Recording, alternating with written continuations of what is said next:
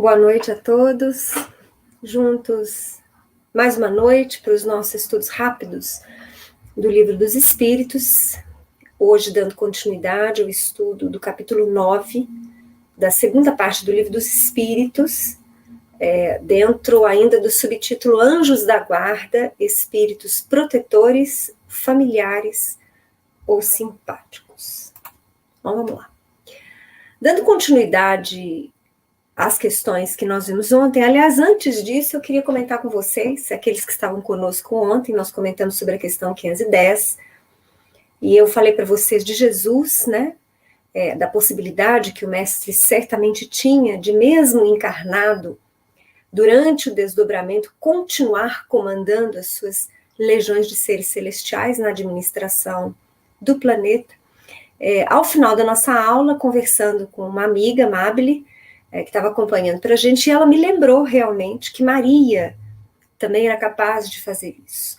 Um livro belíssimo escrito por Miramês, chamado Maria de Nazaré, ao relato, há muitos anos eu havia lido esse livro, e realmente havia me fugido da memória esse detalhe. Então, diante disso, né, que a Amabile me fez recordar, dessa possibilidade também, nós podemos então aventar o que eu comentei ontem, que grandes almas, né, espíritos realmente iluminados de grande elevação espiritual, têm esta capacidade, vamos dizer assim, têm essa potência nas suas almas de poderem estar encarnados, dando seguimento à tarefa com a qual se comprometeram no mundo físico, mas de também, durante o desdobramento, durante o sono físico, também continuarem trabalhando, dirigindo, né?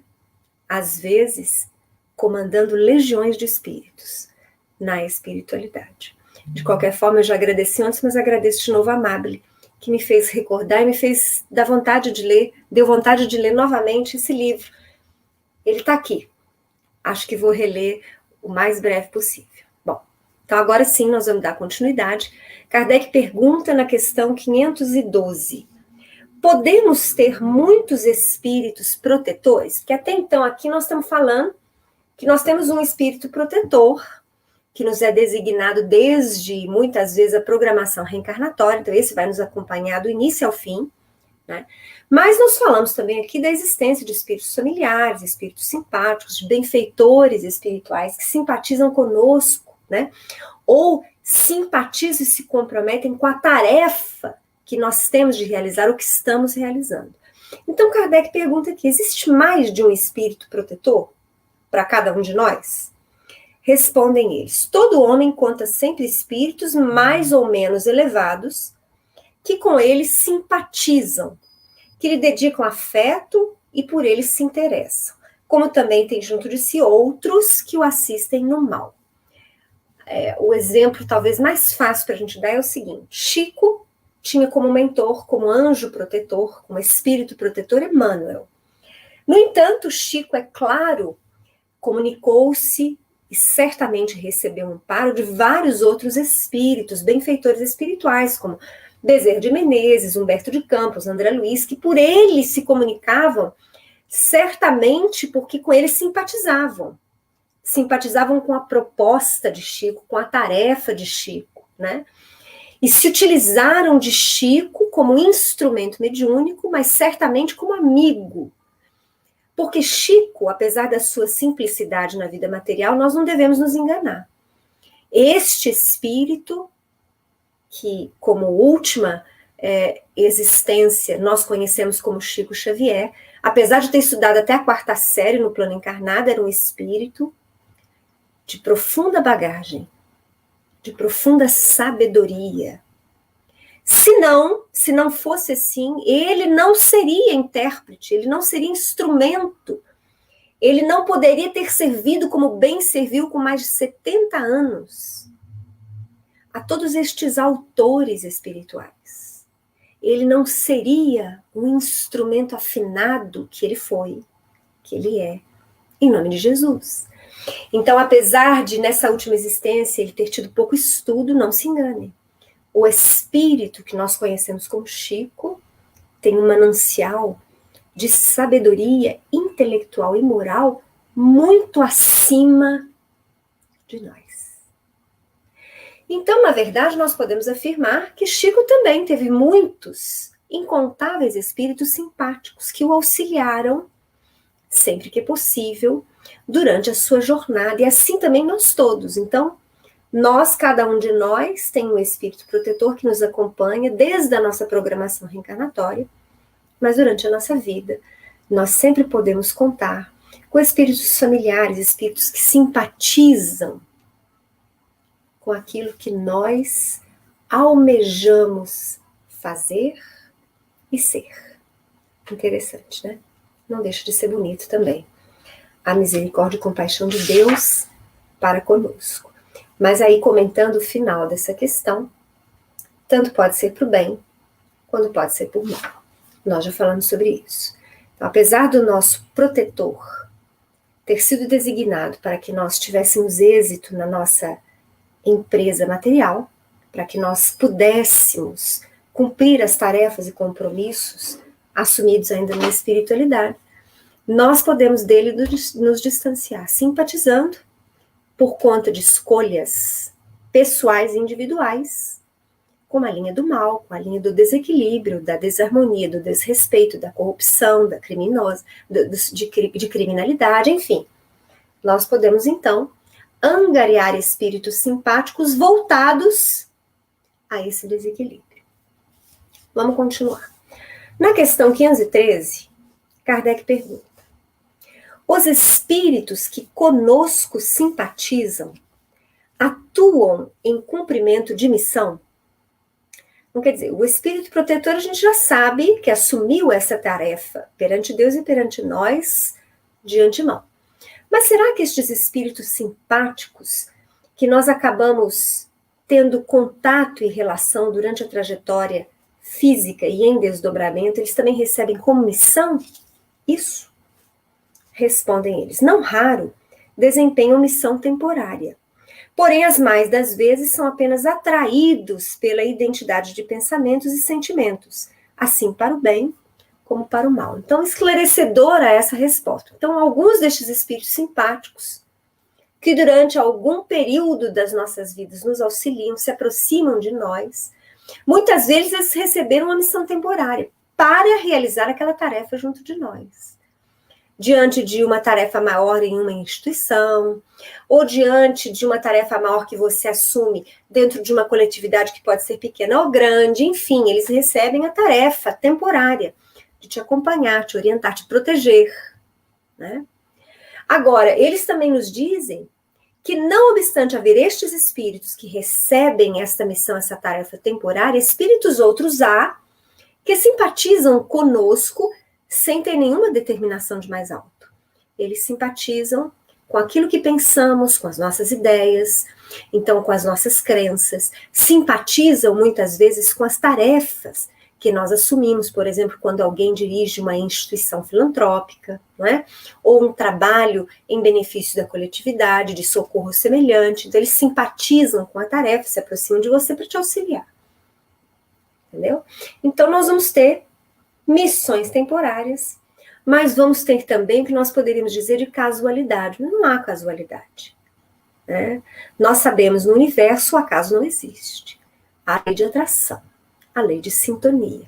Então os bons sintonizam com os bons, ou melhor falando, aqueles que estão tentando seguir o caminho do bem simpatizam com aqueles que estão tentando seguir o caminho do bem. Aqueles que simpatizam com o mal atraem espíritos que simpatizam com o mal. É simples assim. É lei dos universos. É lei divina. Lei da atração. Lei da sintonia. Bom, na questão 513A, Kardec pergunta: parece lícito inferir-se daí que os espíritos a quem somos simpáticos podem ser bons ou maus, não? A resposta: sim. Qualquer que seja o seu caráter, o homem sempre encontra espíritos que com ele simpatizem. É uma conclusão bastante lógica, principalmente em se tratando do planeta em que ainda estagiamos. Nós estamos em um planeta de provas e de expiações. Já falamos isso muitas vezes, todos vocês já devem ter ouvido bastante, né, sobre isso. Estamos num período de transição, mas ainda a característica maior nossa é exatamente esta convivência entre bem e mal, bondade, maldade, justiça, injustiça, sabedoria e ignorância, enfim, toda essa diversidade profunda que nós visualizamos na Terra em todos os planos da vida. Pois bem, então, diante dessa realidade do planeta em que vivemos, que é a nossa realidade espiritual, porque ainda trazemos sombras, apesar de muitos de nós já estarmos nos encaminhando, nos esforçando para a melhoria de nós mesmos, é fácil dizer, então, que eu posso encontrar uma população espiritual em consonância com as escolhas que eu faço. Por quê? Porque permanecem na espiritualidade a mesma diversidade de espíritos que eu encontro no plano material, até em maior proporção, né? Se aqui na Terra nós estamos de 7 a 8 bilhões de almas, porque os censos, as estatísticas apontam um pouco mais de 7 bilhões. No entanto, alguns espíritos afirmam que essa realidade é maior, que nós já atingimos 8 bilhões, porque o censo não é lá muito correto em muitos países atrasados do nosso planeta. Pois bem, então somos 8 bilhões encarnados, bastante diversos. Aqui, onde quer que você vá, você pode encontrar espíritos voltados ao mal, espíritos voltados ao bem, muita imperfeição ainda e ignorância, muita proposta boa e ativa no caminho do bem. Então nós vamos encontrar essa diversidade.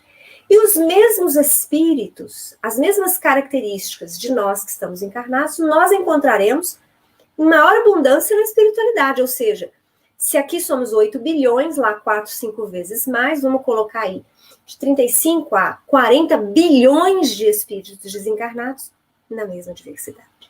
Vamos encontrar sabedoria e ignorância, não nos mesmos planos, mas nós vamos encontrar, né? Nós vamos encontrar maldade, bondade, né? Misericórdia e crueldade, nós vamos encontrar essa variação também na espiritualidade. Então fica muito claro para nós quando os espíritos nos dizem que qualquer que seja o caráter do homem que nós somos, nós vamos encontrar espíritos que simpatizam conosco. Se somos criminosos, certamente estaremos atraindo, teremos feito amizade espiritual com espíritos criminosos também. E se estamos voltados para a prática do bem, nós também estamos atraindo espíritos simpáticos a nós, porque simpáticos ao bem. Se nós estivéssemos analisando, por exemplo, um planeta cujas indicações na revista Espírita já é de alta moralidade, como Júpiter, onde não existem mais espíritos imperfeitos como nós os temos na Terra, como nós os somos, então, espíritos já vivendo no plano material de quarta dimensão para cima, mundo já transitando como um mundo feliz, preparando-se para se tornar no futuro uma estrela, um sol. Nós não vamos encontrar a característica dessa resposta, porque não vai haver espíritos encarnados ou desencarnados voltados ao mal.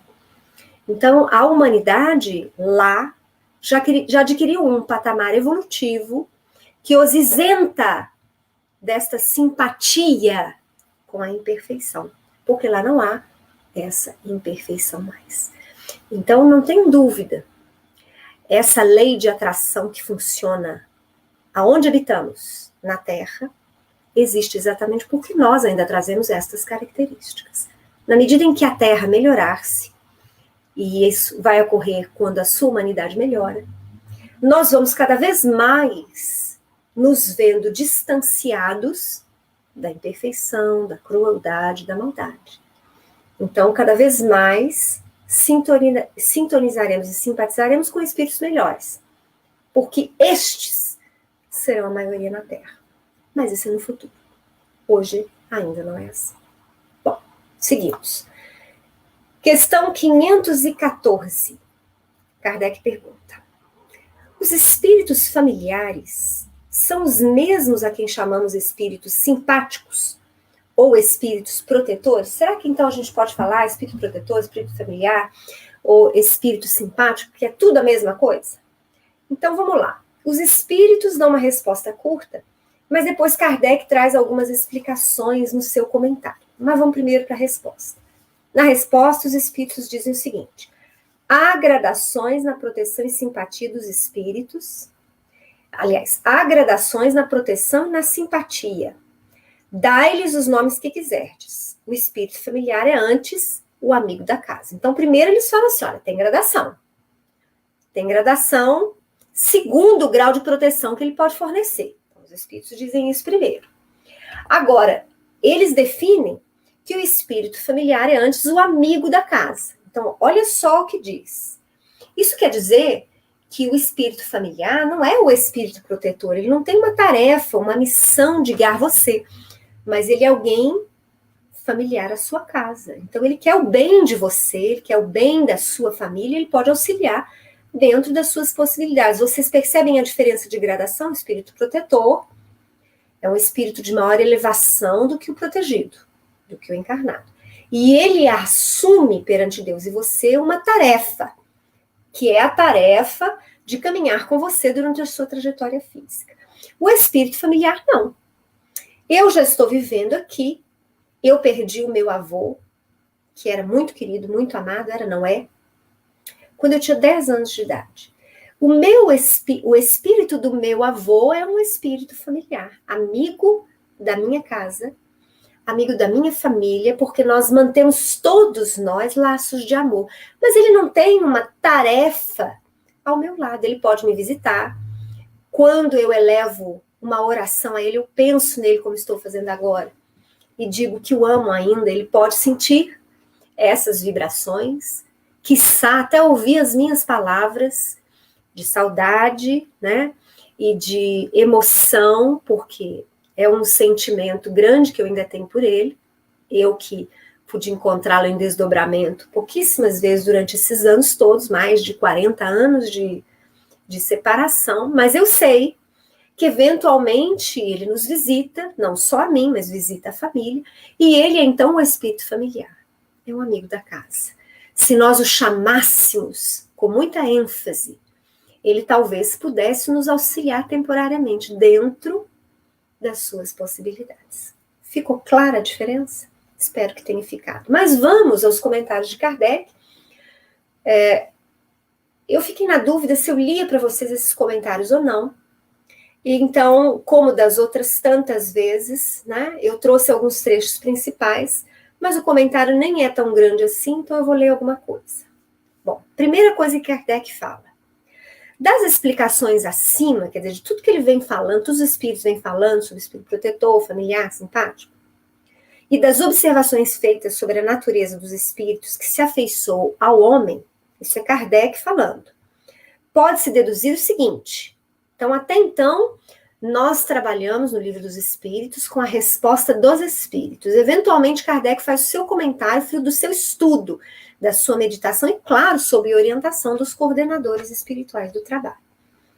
Diz Kardec, então, o espírito protetor, anjo de guarda ou bom gênio é o que tem por missão acompanhar o homem na vida e ajudá-lo a progredir. É sempre de natureza superior com relação ao protegido. Então, Kardec está quase que fazendo um resumo disso que nós estamos conversando até aqui. Segundo ponto.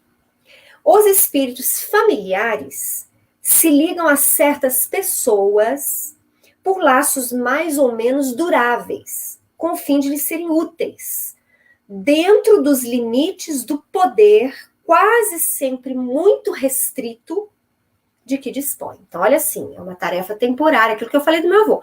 Pode receber uma tarefa temporária, pode me auxiliar temporariamente dentro da sua possibilidade. Certo? Então, aqui já fica muito claro que o espírito familiar possui uma gradação espiritual de evolução inferior ao espírito protetor em geral.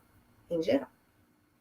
São bons, ele ainda falando dos familiares, porém muitas vezes pouco adiantados e mesmo um tanto levianos, porque vai variar conforme a evolução.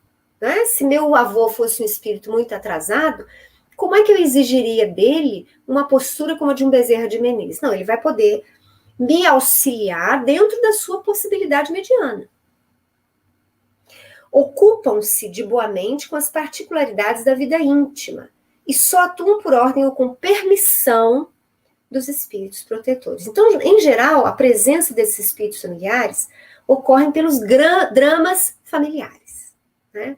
Então, quando a família vive um drama, uma saudade muito grande, um momento desafiador, né? Algo que realmente está mexendo muito com a emoção de todos os membros da família, levam o seu pensamento, se recordam, como seria bom se fulano estivesse aqui, né? Ah, que saudade, porque ele poderia nos auxiliar, nos dar uma palavra amiga. Então, às vezes, atraem esse espírito familiar e que temporariamente pode ser útil ali, dentro das suas limitações. Ele é um espírito bom, mas não é ainda um espírito celestial. Então, ele vai ter ali que lidar e vai tentar auxiliar nestes pequeninos desafios familiares.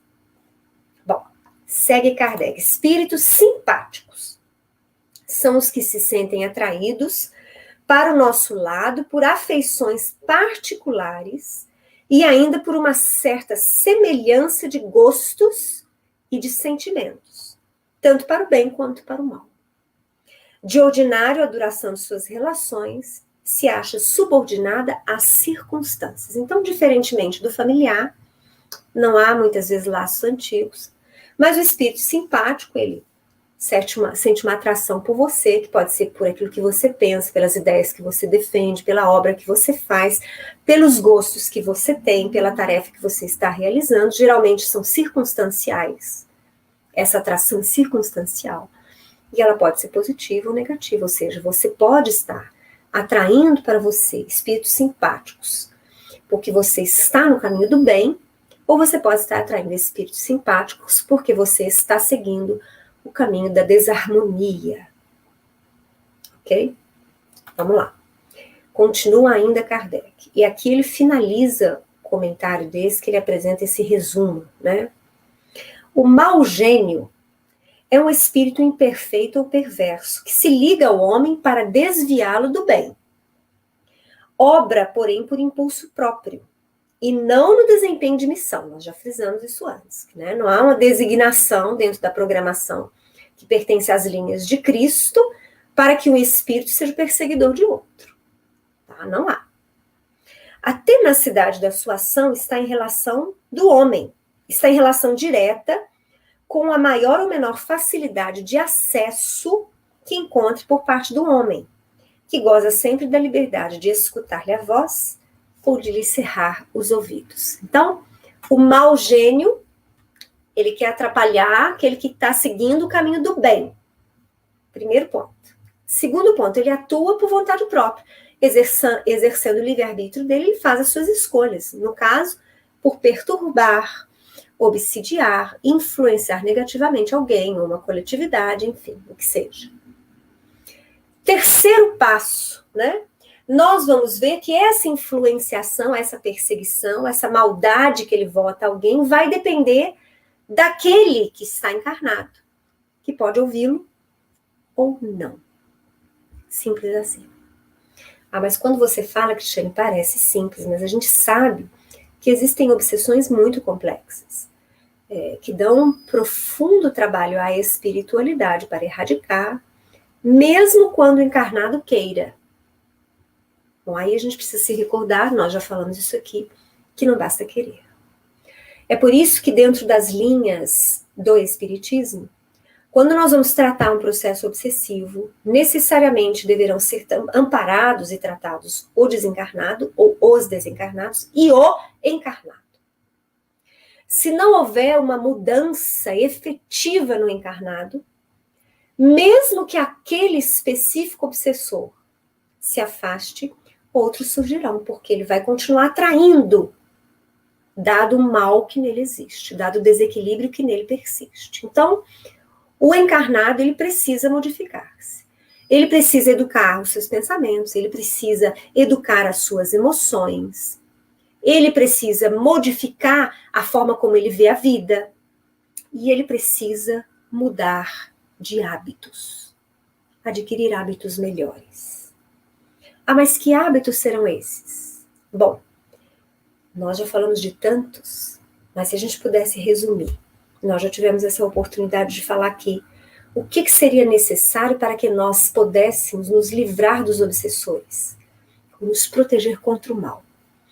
Autoconhecimento. Você tem que conhecer-se. Porque quando você olha para você com sinceridade, silenciosamente, você identifica aquilo que você ainda é uma imperfeição. E nós temos muitas. Se não são muitas, nós temos algumas bem graves. Não precisa falar para ninguém. Nós sabemos quais são. Autoconhecer-se, para que você possa fazer o trabalho de modificar-se, de educar-se, de aprimorar-se. Se você não sabe onde você falha, você vai acabar, muitas vezes, se iludindo, achando que você já está perfeito, e nós de perfeito não temos nada. Então, primeiro ponto, autoconhecimento. Segundo ponto, conhecer a verdade. O que é conhecer a verdade? Conhecer o espiritismo em absoluto, não é isso. Mas é conhecer. É buscar conhecer. É estudar, se for do seu interesse, a filosofia. É estudar, se for do seu interesse, uma religião. É estudar, se for do seu interesse, sobre as perguntas que o homem há milênios faz para si mesmo, sobre as respostas que ele busca. Por que eu estou aqui? Por que as coisas são como são? Por que quando eu faço bem eu me sinto bem? Por que quando eu faço mal, depois não vem nenhum sentimento agradável? Né? Por que as coisas são como são? Então, é conhecer. Conhecer a verdade das nossas vidas, a verdade de quem somos. Então, autoconhecer-se, mas a verdade de quem somos como espíritos imortais, da coletividade, o que o homem é. Então, conhecer. Conhecer tudo, a verdade é tudo. Até mesmo porque nós ainda não acessamos a verdade plena. Não se iludam. Mesmo o espiritismo e qualquer das outras religiões, por mais que se achem excelentes, nós trazemos parcelas pequenas da verdade. Nós somos espíritos ainda muito imperfeitos. Por isso que muitas vezes nos iludimos achando que sabemos muito, quando na realidade nós sabemos muito pouco. Né? Então, 2 pontos. Autoconhecer-se, conhecer a verdade e finalmente fazer o bem. Então, se você quer auxiliar a você mesmo, isentando-se da influência de maus espíritos, se você quer efetivamente proteger-se do mal, conheça-se, conheça o outro. A realidade de que somos imortais, pertencemos a uma família que muito mais que planetária é universal. Conhecer estas verdades que regem as leis da justiça, as leis da solidariedade, da fraternidade, do respeito mútuo. E finalmente faça o bem. Esse é o caminho para livrar-se da influência dos maus espíritos. Não tem outro. Qualquer descarrego, qualquer, como que se diz, qualquer cerimonial que se faça para espantar demônio, capeta, obsessor, o que quer que você chame. Se você mantém o seu padrão de pensamento, sentimento e de ação, sai esse e entra outro. Se você deixa a casa livre e limpa, o primeiro ladrão vai embora e logo chegam outros para se aproveitar da falta de proteção que você deixou. Isso é passagem que está no Evangelho. Jesus é quem ensinou isso. Bom, e vamos finalmente falar agora da questão 515. Encerraram-se os comentários de Kardec sobre estes conceitos que ele apresentou sobre os espíritos, e na 515 ele pergunta: que se há de pensar dessas pessoas que se ligam a certos indivíduos para levá-los à perdição ou para guiá-los pelo bom caminho? Isso é fato. Se nós estudarmos a história, nós vamos ver grandes líderes com intenso magnetismo e que muitas vezes levaram uma grande coletividade para o mal. Vocês já lembraram de alguém ou eu tenho que falar? Bom, o primeiro que surge na nossa memória é Hitler. Ninguém pode duvidar do poder, do magnetismo pessoal que ele tinha, do orador que ele era, né? E ninguém pode também duvidar do quanto de desgraças ele trouxe, mas do quanto ele fascinou, podemos dizer assim, milhares de homens e mulheres alemães. a resposta dos espíritos a essa pergunta de Kardec é a seguinte: efetivamente, certas pessoas exercem sobre outras uma espécie de fascinação, que parece irresistível. Quando isso se dá no sentido do mal, são maus espíritos, de que outros espíritos também mal se servem para subjugá-las. Deus permite que tal coisa ocorra para nos experimentar. Mais uma vez, Deus permite que nós estamos nesse meio, né? Nessa diversidade. Nós escolhemos quem queremos ser. E nós escolhemos quem queremos ouvir e seguir. Nós temos livre-arbítrio para tal.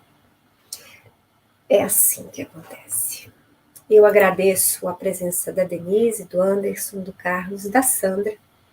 Que bom ter vocês hoje conosco. Agradeço aí a Maria Aparecida também. Boa noite a todos aqueles que acompanham os nossos estudos em outros horários. Então eu não posso ver aqui nesse momento, mas de qualquer forma espero que vocês estejam gostando do nosso estudo.